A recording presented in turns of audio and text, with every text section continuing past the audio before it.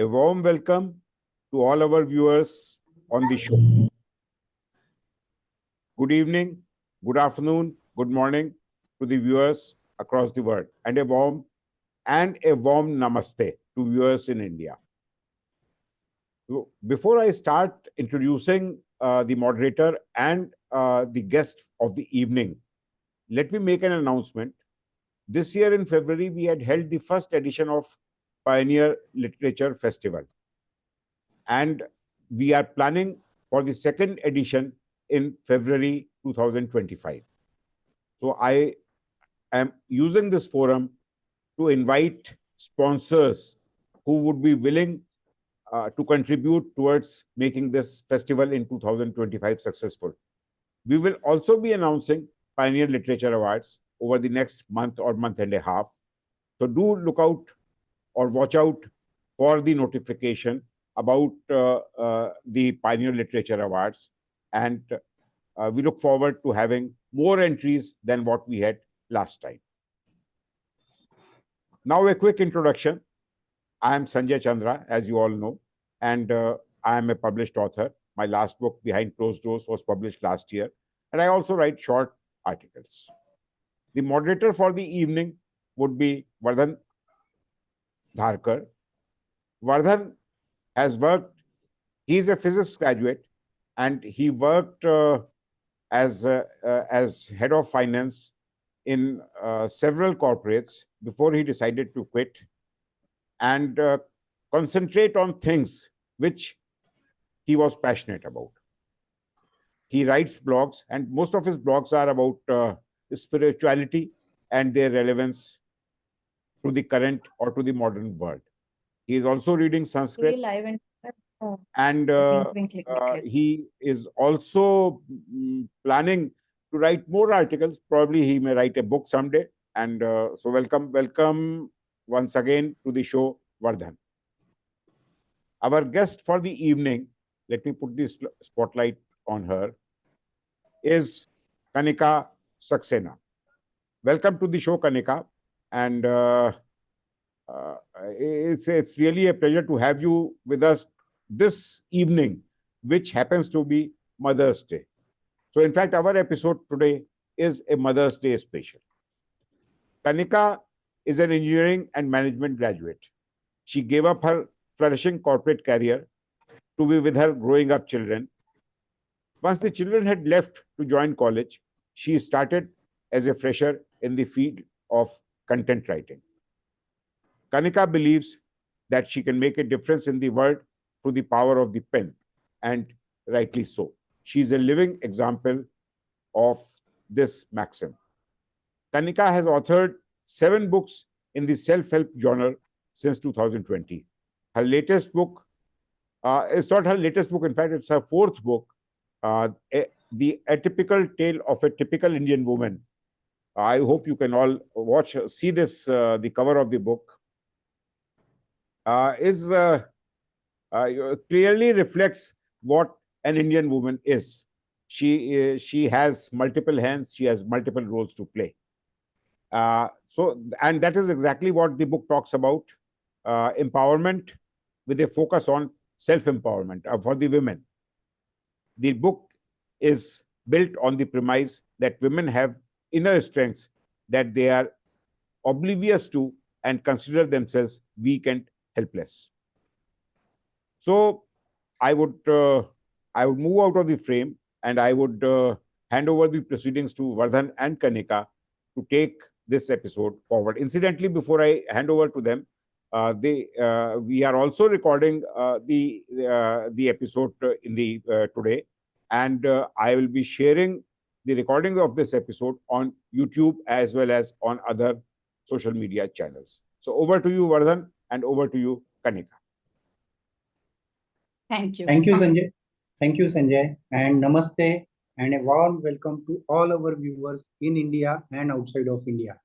A warm welcome to our special guest today, Miss Kanika Saxena too. And as Sanjay has pointed out that today is Mother's Day, and she is the most appropriate guest that we can have on our show today. So indeed, it's a honor for us to have you on our guest. Welcome, Kanika. Thank you. Thank you. Thank you for your kind words. So let's begin our conversation on this special day. My first question to you is that, do you think mothers in India today are getting their due credit for the selfless work that they are doing to make all of us better human beings? No, I don't think mothers, especially in India, I don't know about abroad, but generally mothers are taken for granted, whether it's the children or whether it's elders in the family or husbands. Generally, women in India are taken for granted, and mothers especially, because I guess even I have done that, taken my mother for granted. We just, because we are with our mothers, we don't think, that we have to acknowledge them or appreciate them. They're just there for us and we've got used to it. So I'm also guilty of not giving my mother her due, and I don't blame it, but that's how we are. We are so comfortable with our mothers that we forget that we have to acknowledge her and treat her special. So as mothers, what should they do to get that credit? Is there anything that they need to do, or it is something which will continue like this? See, as far as, I think mothers should be appreciated, they should be acknowledged. And in many households, what I've noticed is that, they are so busy trying to please everyone in the family that they forget themselves. And many women, I'm sorry to say this, but they end up being like doormats, just tolerating, absorbing a lot of things. And that is very common in India. And that is something that I feel needs to be corrected. We again expect the others in the family to notice and, make that correction. But I believe that a woman should realize her worth, her importance, and she should learn to stand up for herself, not behave like a doormat. For instance, there are mothers, children, if they're eating in their rooms, they will not even bother to, keep their plates in the kitchen or take it out of the room. Mother will be doing that, providing things in the room. So these things, these are some small examples, but then you can extrapolate. There are so many things that women, mothers do for their children. They think they're doing it out of love, but they're not only spoiling their children who learn not to do these things, they learn to take others for granted, but they are also setting a wrong example. They are being it's because of this that they are taken for granted and they're not given the due respect that they deserve. So I believe if we want to be treated with respect, we don't want to be treated as just, a doormat, we have to stand up for ourselves. We have to decide where to draw the line, what we are going to do, what we are not going to do. And once we do it, not only will we get the due credit, the respect that we deserve, because we will, then people will look at us. Otherwise, we are just somewhere in the background. So we have to stand up for ourselves. We have to make our point. We have to make ourselves heard. Only when we do that, then we actually even set an example for our children at home. Because if a daughter sees that her mother is not a doormat, she's somebody who stands up for herself, who makes her voice heard, her opinion matters, then what happens is she also learns to respect herself and she becomes a strong woman. And the son, when he looks at the mother treating herself well, he learns to respect not only his mother, but other women when he goes out into the world, whether it's his wife, his sister, friends, all other women. So I believe that the role of the woman is very important. How she treats herself, what kind of relationships, she makes with others. And it's not just at home, even at workplace. If you are somebody who can take a stand, who can make your point, whether it's at home or at workplace, you will be taken seriously. But if you tend to be somebody who's submissive, who is scared to put her point across, then I guess that's what will happen, that you will be neglected, taken for granted. So that's my belief. I think what you said makes immense sense, and that is how we have to make a beginning. Finally, the changes start happening only when you start changing yourself and you start asserting yourself. So that's going to be a starting point. My next question is that what is it that individuals other than mother and the society can do to make a difference? Society is very judgmental, and but I believe that society is us. Who makes up the society? It's us. So if a mindset change has to take place, if society has to change, just like they say, charity begins at home, I feel it begins at home. So the first step, if we take it at home, if everybody, understands this, all women, it starts with the woman. If she learns to assert herself, to take a stand, then the family will be, influenced. The entire, all members of the family will change. Once they change, it spreads with the ripple effect. And that is why one woman can be a role model for others. If somebody sees that, yes, she's doing something, then and there are results, then probably even others will try to emulate. Of course, I'm talking from the, not that class of society, like I see my mates and the kind of lifestyle they lead. I'm specifically referring to educated families, where women can afford to uh, stand up for themselves. So, yeah. And as a society, we can make a change when we start it at home. How our children are the future of society. They are the members. They are the ones who are going to make the society. So we have to work on a mindset change with our kids at home. We have to empower our daughters. We have to teach our sons. And they will be the future citizens who will shape the society. Okay. So Sanjay mentioned that you left your flourishing career to be a full-time mother, and then after your kids grew up, then you started all over again, so to say, as a fresher. And now you are not only an author but a very successful content writer. My question is that the skill sets that are required to be a successful author and a successful content writer, are they same or they are completely different, and there is nothing common in them?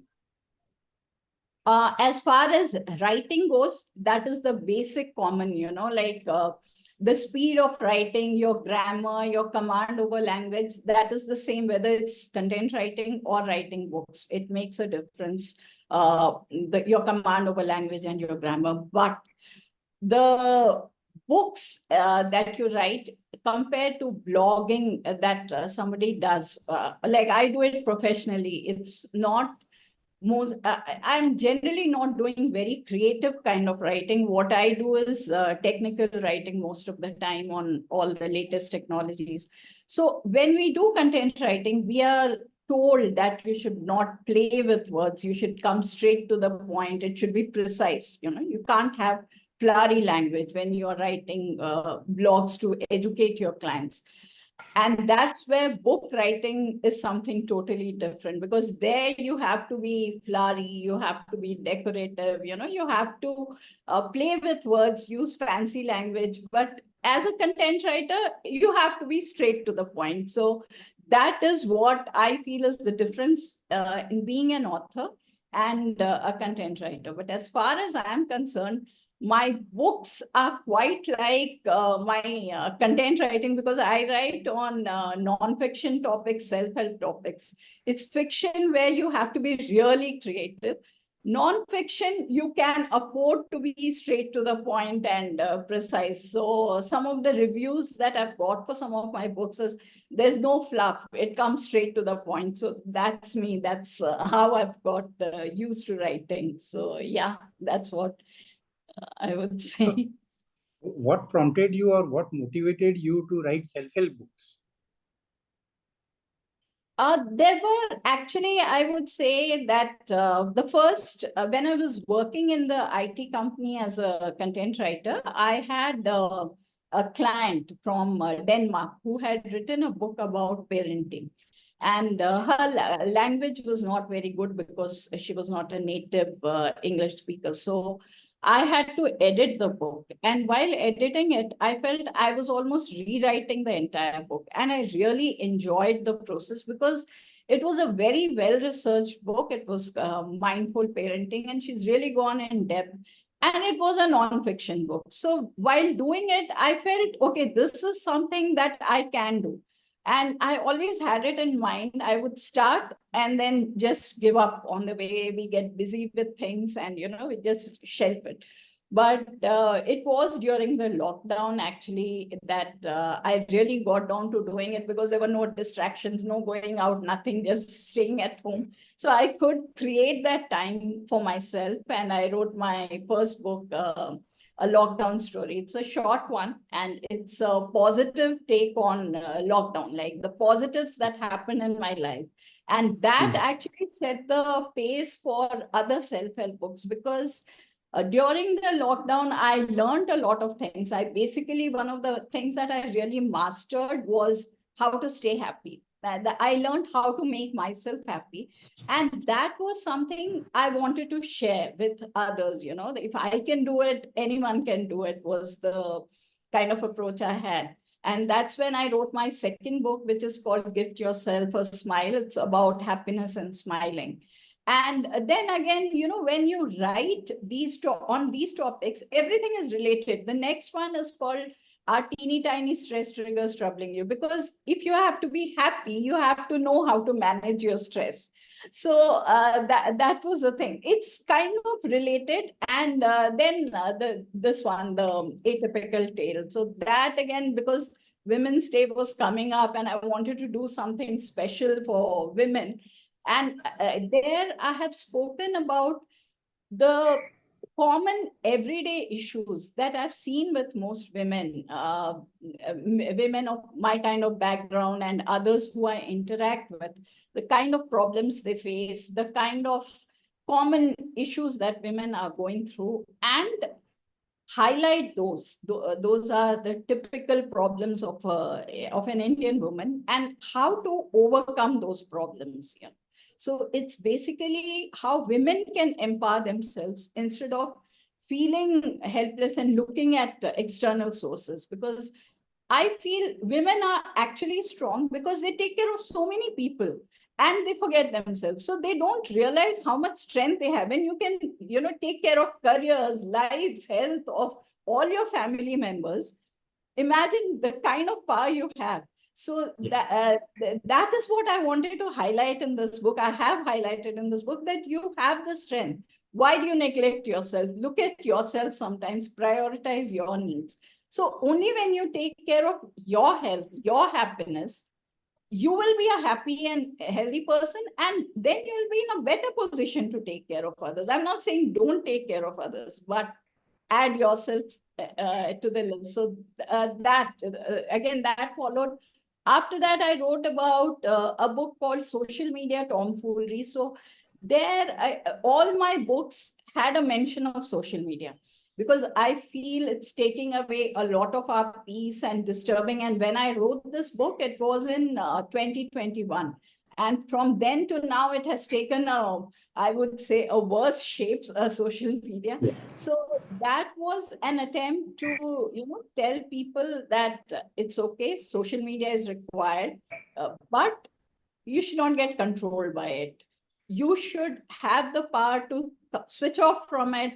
You decide how to use it, when to use it, so that you enjoy the social media experience, not get trapped by it. So that was the next book. And then I wrote this one. You are the hero of your life. This again is about self-empowerment. So if you can see, all are kind of related topics, one leads to the other. So that's how I got writing these books. Since the focus of all your books is woman and woman empowerment, why did you say you are the hero of your life? You should have said actually you are heroine of your life. Yeah, so it's actually not only women. If I talk about happiness, if I talk about stress, if I talk about social media, these are all common topics. And I have already written about women, so you are the hero of your life. Again, hero is Just on a lighter side. I know. So coming to your latest book, A Typical Tale of an Indian Woman, Typical Indian Woman. Our viewers would definitely love to know more about this book. What motivated you? What triggered the thought process? And what does it talk about? Maybe more in detail is something which we would love to know. Okay, I think one common sentence that I hear from most women, and I also used to feel it, I'm not saying that I'm something above them, but is that no one cares for me. I'm kind of a victim. I feel sorry for myself, but nobody feels that way about me. And this, I realized, is a very common thing among women. And that I wanted to highlight, that you don't have to feel that way. Let others not care about you. Let others not bother about how much do you bother about yourself. That is the crux of that book, that what others think and do is not as important as what you think and do for yourself. So instead of blaming that no one does this, no one does that, if you try doing things for yourself, it will not matter what others are doing or not doing for yourself. So the book is basically about that. And then it goes through, initially it goes through the different stages in a woman's life, right? From daughter to teenage adolescent girl, then a working woman, a housewife, a widow, a single woman, all these stages, and the kind of common challenges that women face during each of those stages. So there I have just highlighted that this is what happens, this is what happens, this is what happens.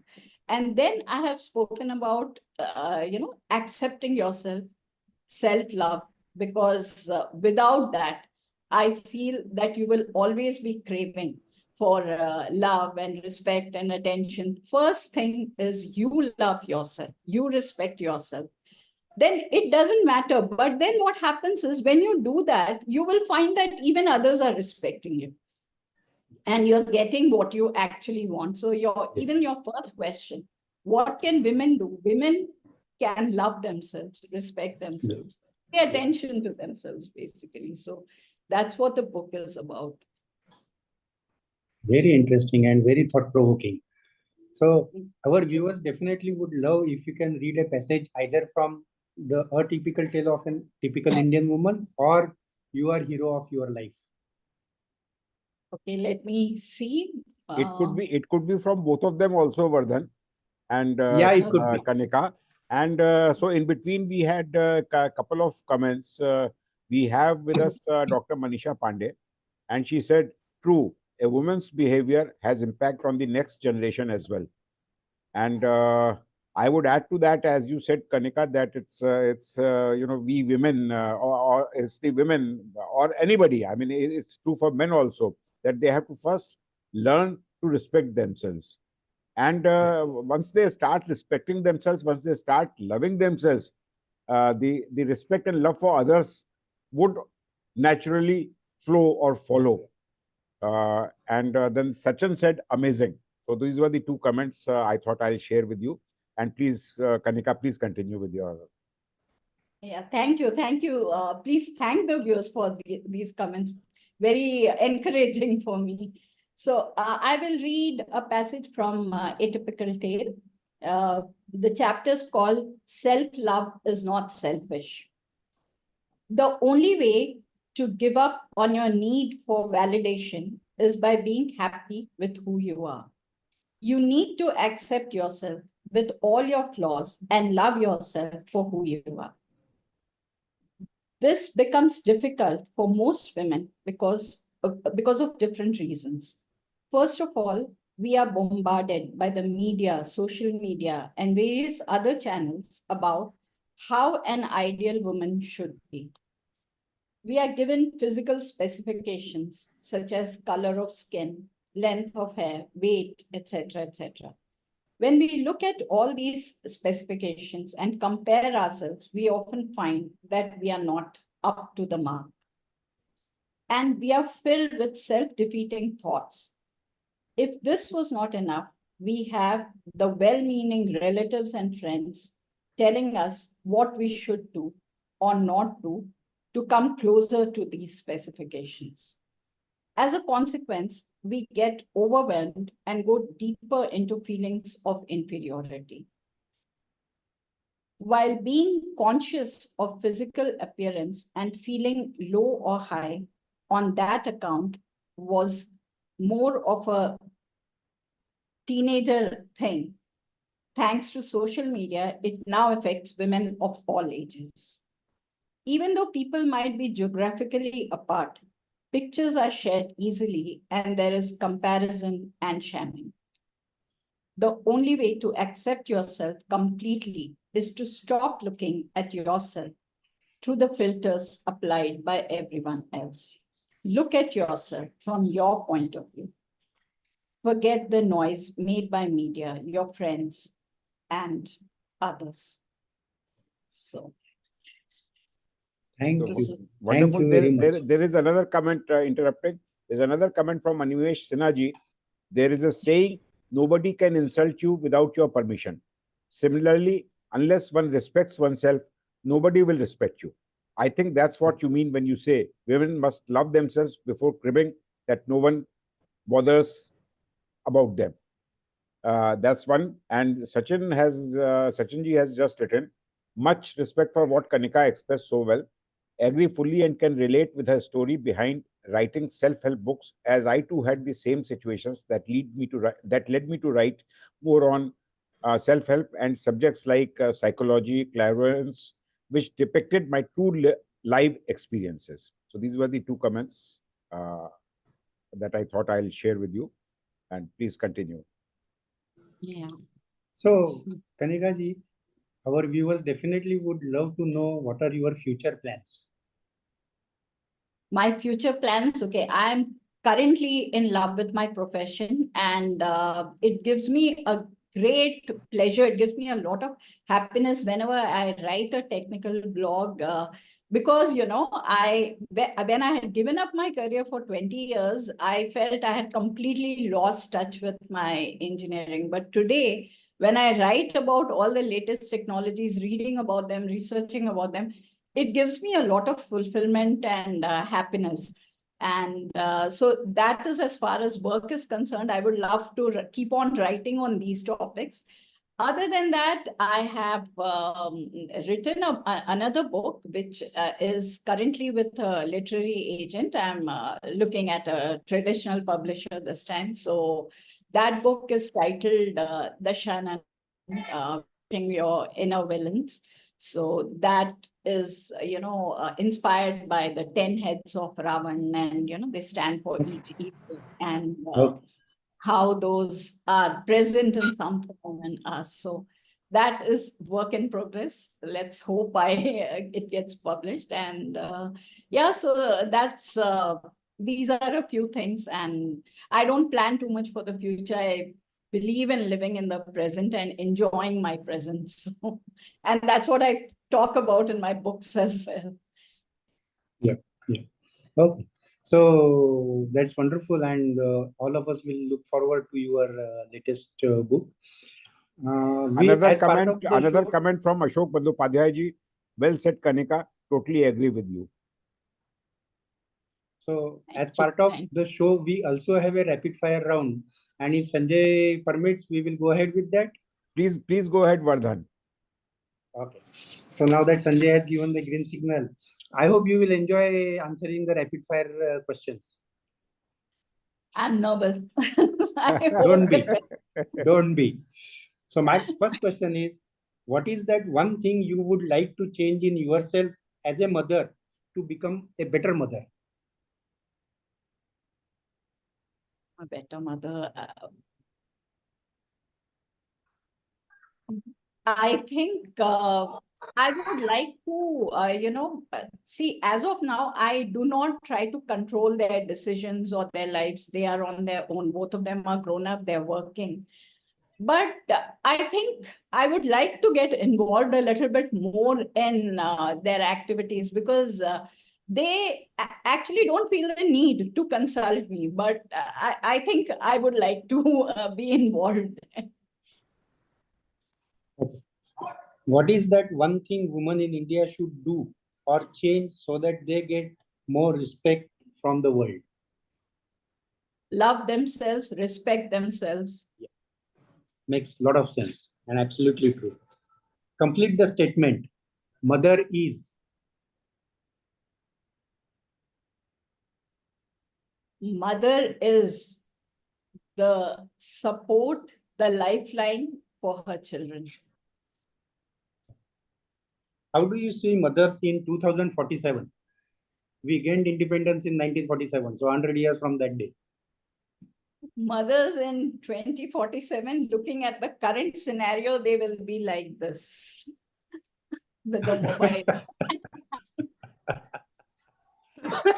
So even raising of kids will be referring to Google. Okay, now the baby is crying. What does Google say? I have to do this. So that's what I expect. But maybe that will be taken over by AI. You don't have to then Yeah, actually... ChatGPT. AI will guide.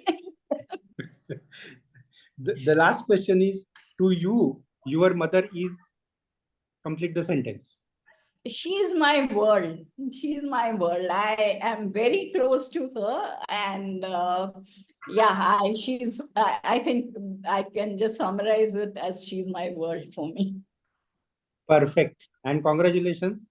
You have come out, won the rapid fire round with flying colors.